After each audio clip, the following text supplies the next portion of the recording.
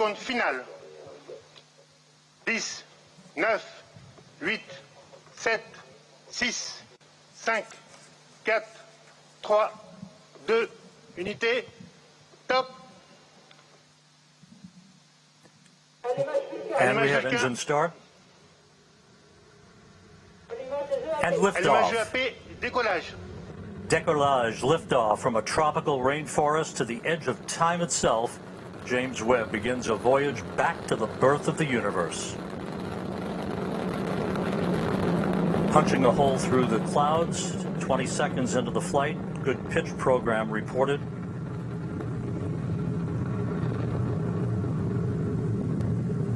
Trajectoire est nominale. Vehicle performance is nominal.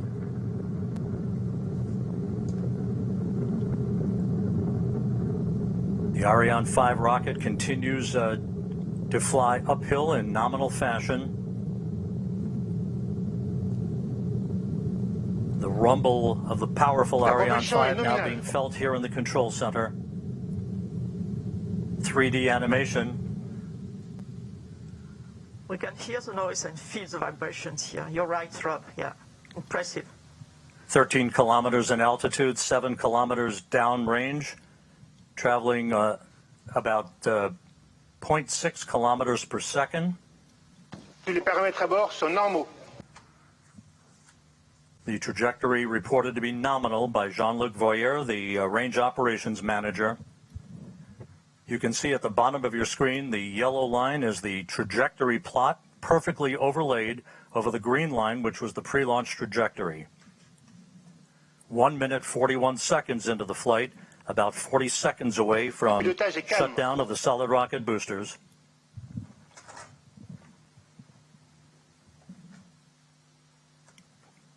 Coming up on the 2-minute mark into the flight.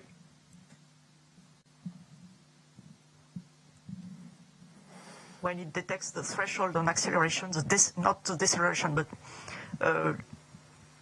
less acceleration. Tous les paramètres à bord sont normaux. Everything is okay. Everything is normal. 2 minutes, 15 seconds into the flight. When the computer detects this threshold, it will separate. Séparation des Uebb. Done. We have confirmation of solid rocket booster separation from Jean-Luc Voyer. This coming at an altitude of 44 miles.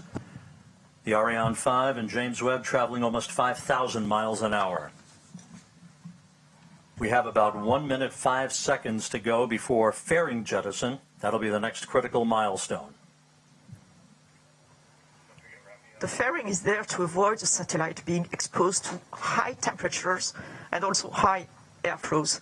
And as soon as the launcher leaves the atmosphere, as is now the case, the satellite does not need anymore to be protected, and Webb does not need anymore to be protected.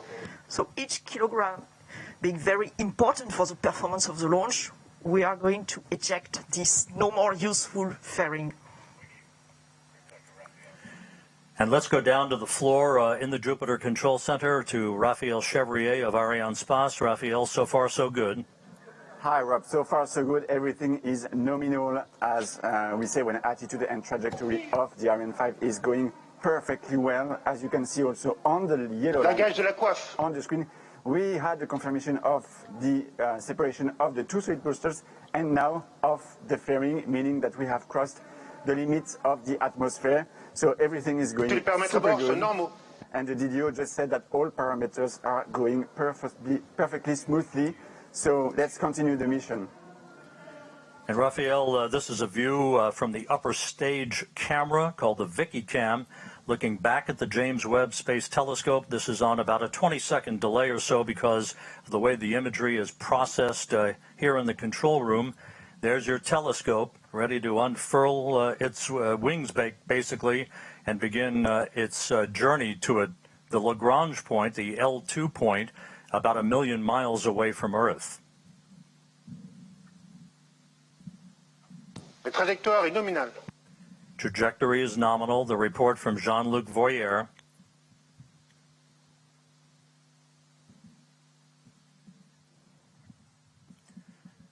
The liftoff time confirmed here in the Mission Control Center at 12:20 Greenwich Mean Time. 9:20 a.m. Peru time, 7:20 a.m. Eastern time. The Ariane 5 and Ceyms Uebb, 181 kilometers in altitude, 450 kilometers downrange from the launch site here in Peru. Flight control is very smooth. 5 minutes, 12 seconds into the flight. We have about 3.5 minutes to go in main stage or first stage performance. And again, you can see at the bottom of your screen the yellow plot line overlaid over the green line, meaning we are right on course, right down the pike, and a perfect trajectory so far for the Ariane 5 rocket. Les paramètres à bord sont normaux. All telemetry data are now received by the Galileo tracking station, which is close to here, where we are in Kourou. It will track the launcher up to the ignition of its upper stage. Pilotage est calme, la propulsion est nominale. And then we'll have the natal station in Brazil, Ascension as you can see on the map, in the middle of the ocean, and the two last stations in Africa, Libreville and Malindi, one on the east coast, the other one on the west coast. And the one on the west coast, Malindi, you can see that the telescope will be separated more or less over this Malindi station. And this Malindi station will also acquire the telemetry data from the telescope. You can see both are green, Galileo and Natal, on this animation. It means they are expected to receive the data, and it was confirmed right now by the launch operations manager. Acquisition de télémesure par la station de Natal au Brésil. And just confirming now that telemetry is being processed through the Brazilian tracking station. The telescope is also processing telemetry through the tracking and data relay satellite system. As it moves further and further out into deep space, all of the telescope's telemetry and its imagery ultimately will be processed through the Deep Space Network in Goldstone, California. We passed the 7-minute mark into the flight. A perfect ride so far on the Ariane 5.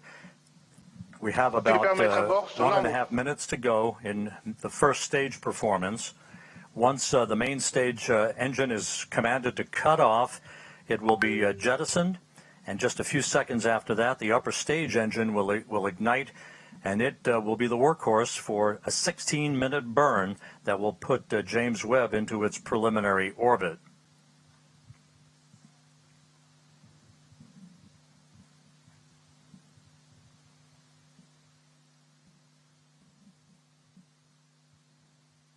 About 11 minutes from now, telescope controllers at the Space Telescope Science Institute will be sending commands to prepare Ceyms Uebb for the initial series of commissioning activities that will lead to the deployment of its solar array and the initiation of generation of electrical power for the telescope. About 30 seconds away from main engine cutoff.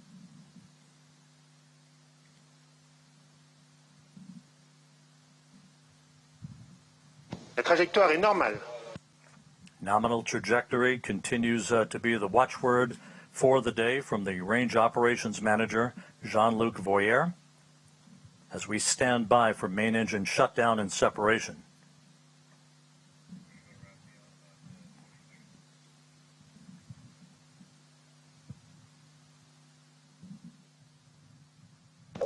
Extinction de l'EPC. Opération EPC.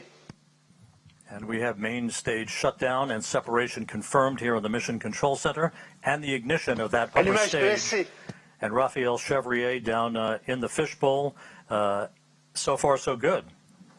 Yes, Rob, we have the confirmation of the separation of the main stage and the ignition of the upper stage. The trajectory is perfectly nominal. This is a very important moment for us because it's always a challenge to switch on a cryogenic engine in space condition, and we are now at 220 kilometers of altitude. Speed is a bit more than 7 kilometers per second. As we enter now the second stage of the second phase of the flight, the upper stage is going to power for about for about 16 minutes to place Webb on its transfer orbit, and right now everything is again nominal, as the DDO just said. And a short time from now, the so-called sawtooth maneuver will get underway. Again, like rocking a baby in a cradle, this will be a maneuver to keep Webb's optics protected from overheating, Luce. Exactly, Rob, like a baby in a cradle. You can see here Webb attached on top of Ariane 5 upper stage with a very specific configuration. Of course, it will be different during its lifetime, but for the time being, its sun shield is folded and not yet fully protecting the observatory. A number of exhaustive studies have been performed by the mission teams in Europe, in the US, on the thermal conditioning inside the telescope and the way the rays of the sun would propagate and interact with sensitive equipment inside the telescope. Maintain this thermal conditioning is really key before separating this telescope. And in particular, we know that one face of the telescope cannot face the sun. That's why and to produce these right thermal conditions inside Webb, a specific roll law has been designed, what we call the sawtooth approach. And if you are watching carefully to these images, you can see this animation. You can see that the upper stage is going 30 degrees on one side, then 30 degrees on the other side, going back and forth this way to maintain this perfect thermal conditioning for the telescope. It's worthwhile noting that after Webb separates from the upper stage of the Ariane 5 rocket, which continues to perform in excellent fashion coming up on the 12-minute mark into the flight, the telescope controllers will be taking the baton, if you will, from the mission controllers here in Kourou. The first steps will be the opening of fuel valves, a pair of fuel valves, to start flowing fuel to Webb's onboard thrusters. They then will power on the valve drive electronics. Those are powered on in preparation to control and fire those thrusters when required. Webb's solar array is scheduled to be deployed at approximately the 33-minute mark into the flight. Once it is locked in place, we'll get the call that electricity is flowing through the array. That call will come from the mission operations manager, Carl Starr, who's at the Space Telescope Science Institute at Johns Hopkins in Baltimore. Seated right behind him in that control room is Alicia Starr, a pair of stars helping to guide Ceyms Uebb on its discovery of the stars. Alicia Starr is the lead engineer for launch and ascent events. Once the solar array is deployed and declared power positive, then 3 out of the 4 hold downs for the aft deployed radiator will be released to prevent binding due to the cool down of the telescope's composite structure. The contamination control heaters will be enabled to protect instrument optics on Webb from any water ice condensation as they cool down. The actuator drive unit will be powered on. This particular mechanism helps with heater control of the fine steering mirror, preventing water ice condensation, later to be used to position each of the mirror's segments. All 6 reaction wheels and the wheel drive electronics will be powered on for Webb, and that